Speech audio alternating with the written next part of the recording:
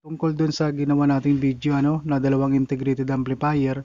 So yung ibang viewers natin dun kung paano daw ang connection ng isang power amp at saka isang integrated amplifier. So magbabago lang tayo dyan ng mga connector mga idol katulad nito.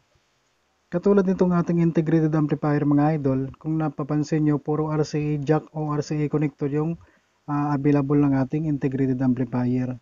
So, kaya pa nag-link tayo dito sa isa nating amplifier, papunta rito sa ating pangalawa, RCA jack to RCA jack yung connector na ginagamit natin. So ngayon, kung power amp naman yung isa nyo, at saka isang integrated amplifier, ito lang connector ang gagamitin natin. Ayan. So itong ating XLR female.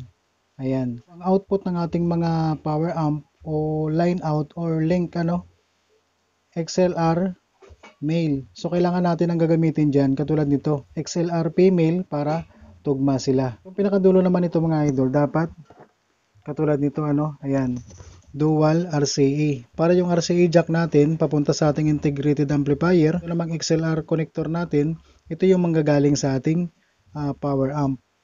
So, dun sa mga viewers natin na nagtatanong o nagpi-PM sa akin kung paano daw i-link yung power amp to integrated, ito lang kailangan natin mga idol. Yan, katulad sa screen na yan, yung gagamitin natin na connector para makapag-line out tayo sa ating power amp papunta sa ating integrated amplifier.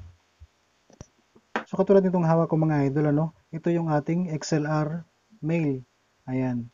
So, yung may tatlong pin. Ito naman yung XLR female natin. So kung halimbawa, input ng ating power amp ay female, so itong gagamitin natin yung XLR male para tugma sila. So parang ganito lang din siya idol, ayan.